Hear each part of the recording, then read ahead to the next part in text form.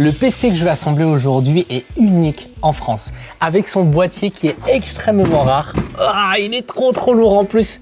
C'est le seul boîtier en son genre qui existe actuellement. Il cache quelque chose d'extraordinaire que vous n'avez certainement jamais vu et en plus actuellement il n'est pas disponible à la vente. Vous ne pouvez pas l'acheter même si vous en aviez envie. Ce modèle est le dernier disponible dans le monde. On a deux gros paniers avec tous les composants du PC qui sont là.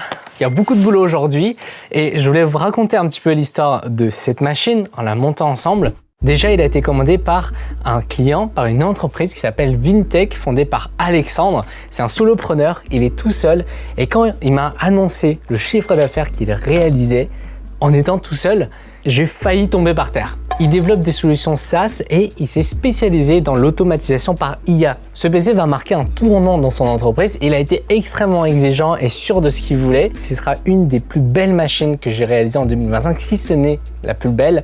Alors j'ai vraiment hâte et j'ai hâte aussi de vous parler de tout le reste, de pourquoi cette configuration est certainement la dernière en son genre que je monte. Mais juste avant, je vous présente quelque chose qui concerne tout le monde, le sponsor de cette vidéo, Opera. Cette vidéo est sponsorisée par un navigateur gratuit que vous utilisez peut-être tous les jours, Opera. C'est un navigateur personnalisable qui m'a beaucoup impressionné pour ses fonctionnalités et pour que vous compreniez mieux, je vais vous montrer mes préférés. La première, c'est le VPN que vous pouvez en profiter de façon gratuite et illimitée. Avec cette fonction, vous n'avez rien à installer, tout est déjà présent. En un seul clic, votre connexion est sécurisée et vos données sont protégées. La deuxième fonctionnalité, c'est pourquoi on a tellement d'onglets que notre navigateur est prêt à exploser. Ça vous est déjà arrivé, je suis sûr et certain. Avec Opera, je peux regrouper les onglets par thème dans un tiroir. Par exemple, un tiroir pour le shopping, un tiroir pour le travail et un autre pour le divertissement. La troisième fonctionnalité, c'est cette icône qui toute seule devrait vous convaincre. Elle ne bloque pas, mais elle va sauter la publicité pour aller jusqu'à la fin directement. Et ça marche trop bien. Et enfin, la dernière fonctionnalité, c'est vraiment la meilleure. Le vidéo pop-out. Peu importe ce que vous êtes en train de regarder, que ce soit du YouTube ou un autre site, je peux détacher la vidéo et elle va continuer à tourner avec l'image en petit, que ce soit à l'intérieur de Opera ou même à l'extérieur. Ça veut dire que je peux minimiser Opera et la vidéo continue à tourner. On peut même ajuster la taille. Si vous voulez tester Opera, le lien de téléchargement est dans la description en bas. C'est gratuit et je vous recommande vraiment de le tester. C'est sûr que c'est pas facile de changer ses habitudes, mais là, ça vaut vraiment le coup.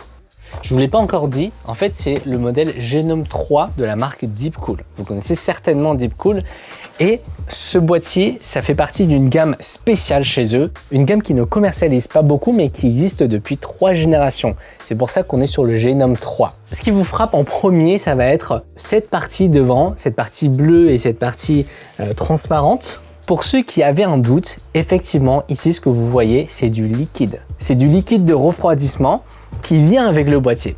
En fait, le Genome 3 fait partie des rares boîtiers qui intègrent un I/O, un water cooling de 420 mm directement qui vient avec le boîtier. C'est assemblé d'usine comme ça et en plus avec un réservoir de liquide transparent qui est visible. Le réservoir, c'est la partie centrale du design de cette machine.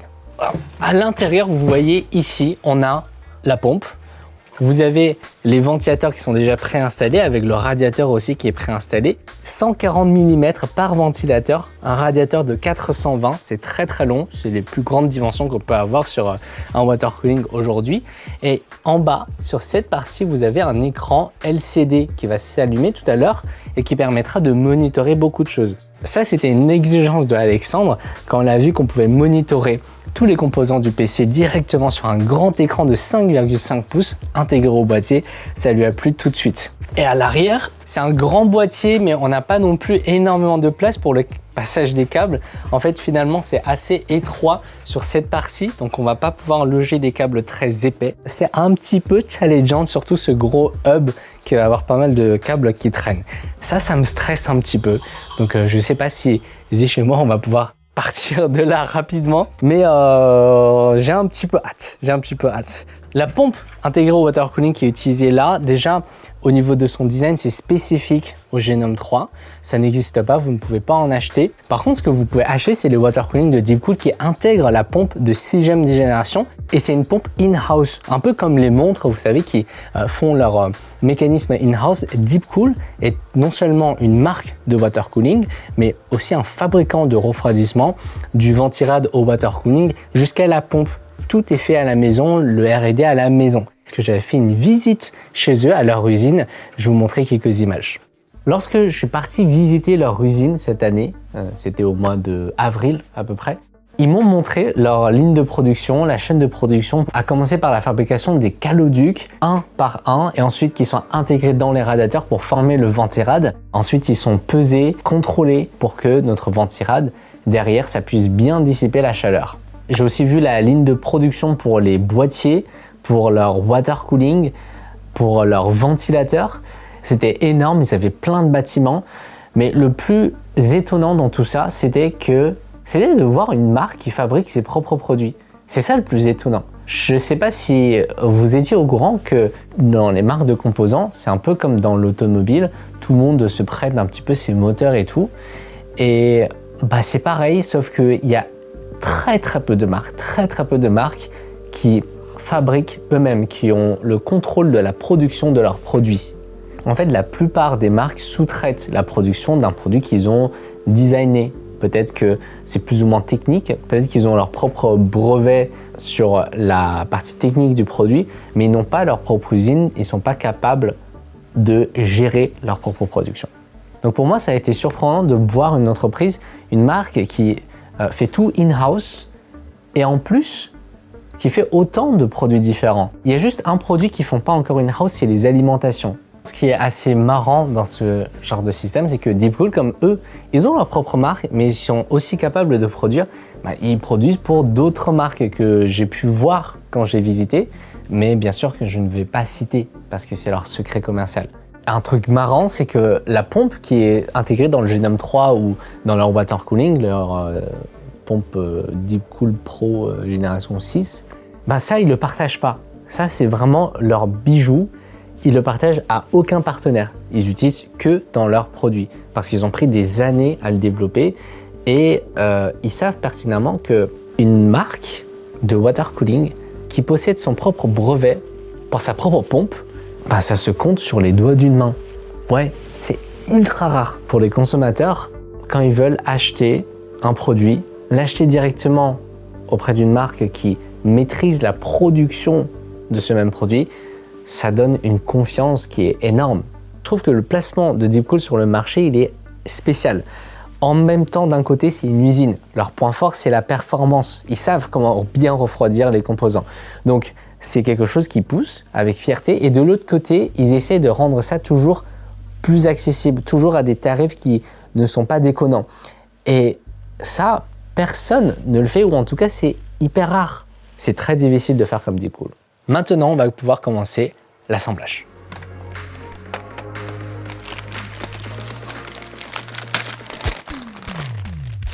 Waouh! Waouh! Tout le bloc de dissipateur de SSD s'enlève d'un seul coup. Waouh! C'est magnifique. Celui-là aussi. Regardez cette épaisseur. Cette épaisseur. 238. 200. Ouais, 238 grammes.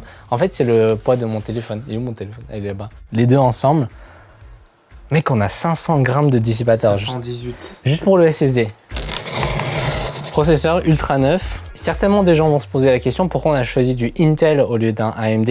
C'est parce que pour un usage professionnel, Intel, oui, certainement sur le gaming, ils ont pris beaucoup de retard. Mais il faut savoir que sur la partie pro, ils ont réussi au fil des années à développer avec les développeurs d'applications une relation qui fait que c'est forcément optimisé pour Intel. Donc quand Alexandre il bosse sur des choses un petit peu niche où on n'est pas très sûr que ça va fonctionner, on n'est pas très sûr que c'est compatible, avec une plateforme Intel, il a un peu plus de chances que ce soit compatible par défaut.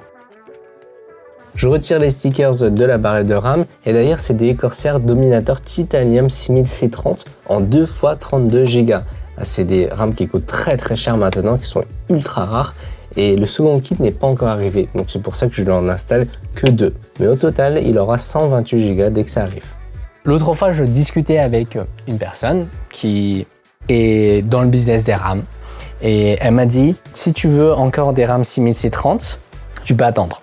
Donc elle me recommandait de retirer de nos offres, de notre catalogue, des barres de RAM 6000C30 parce que les puces SKNX ne sont plus disponibles.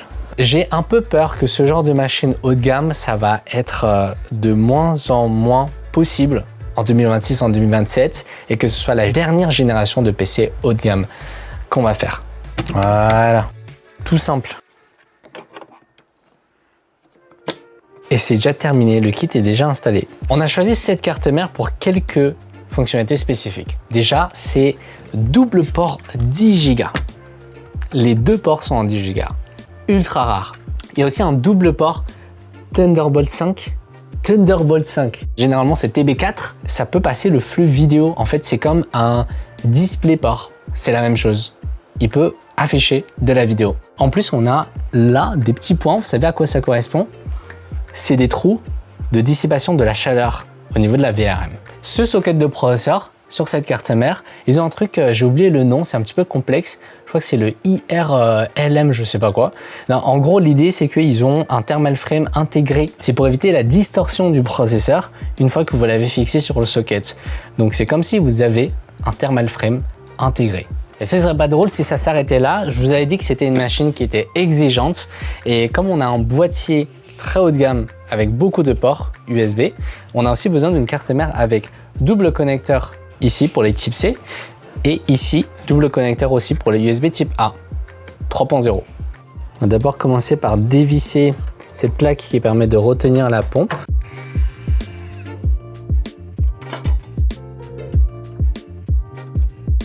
Ok, c'est bon, ça passe.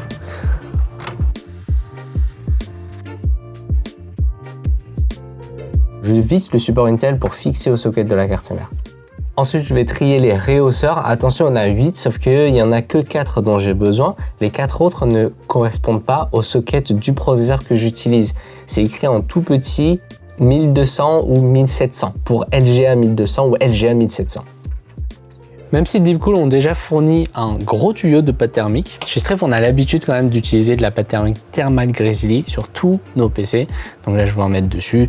Ça permet peut-être de gagner 1 degré par rapport à la pâte de Deepcool. En longueur, parce que le processeur est en longueur. Je passe les câbles à l'arrière pour faciliter le cable management tout à l'heure.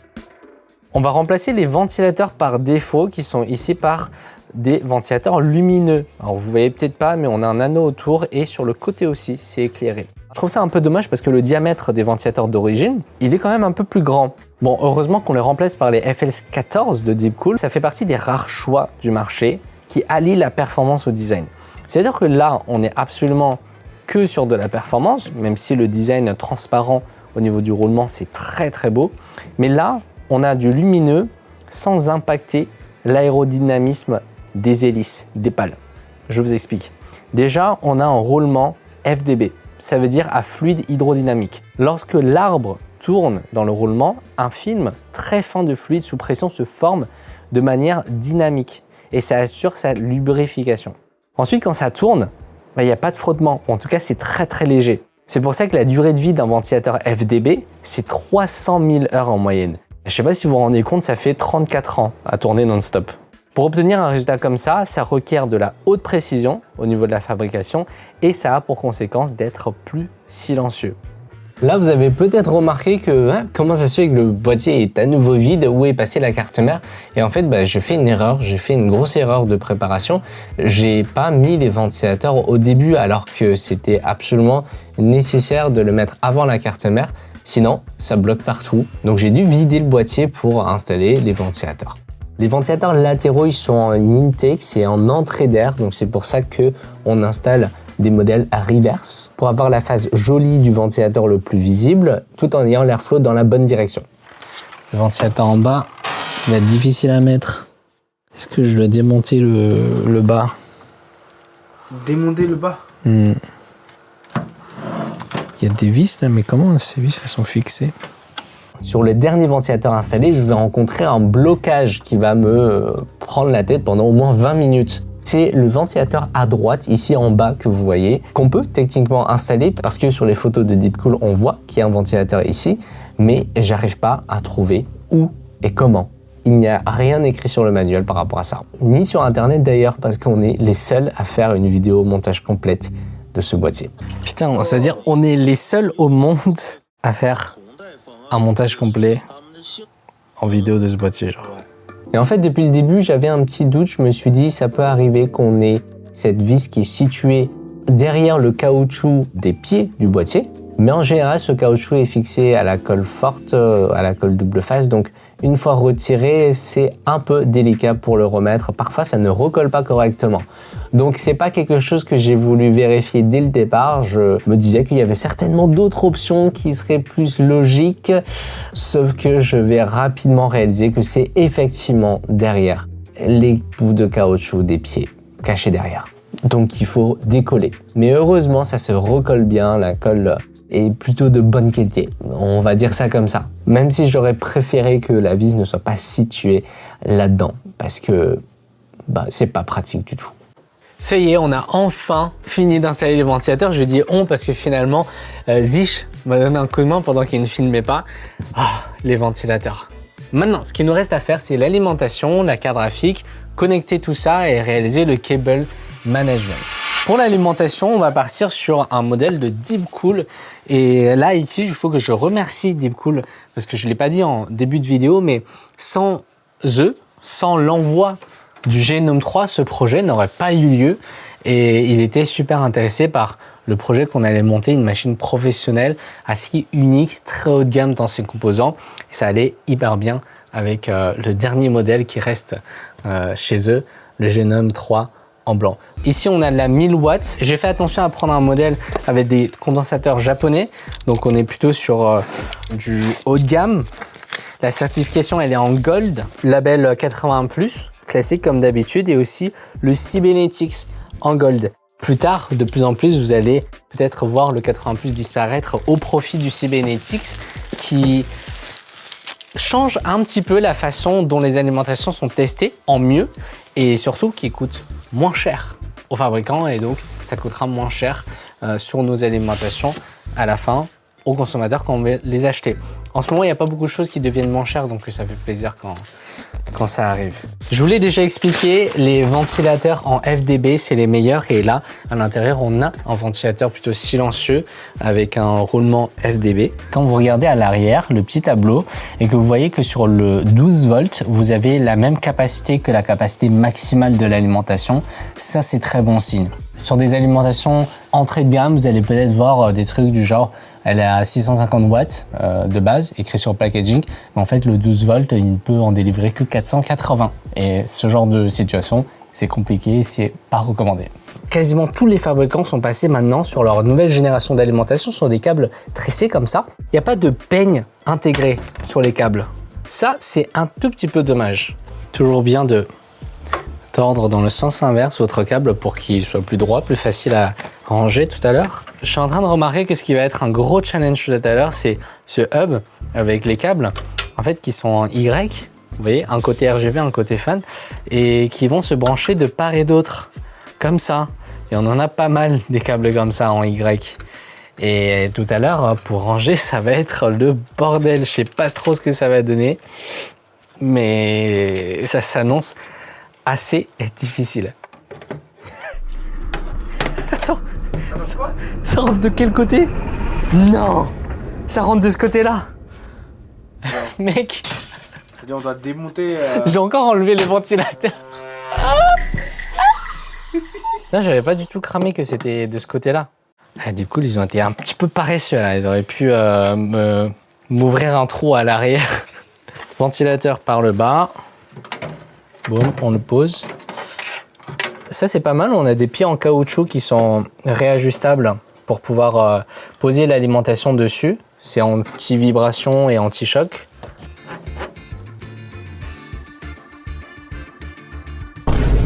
On reprend demain. Et c'est trop tard là.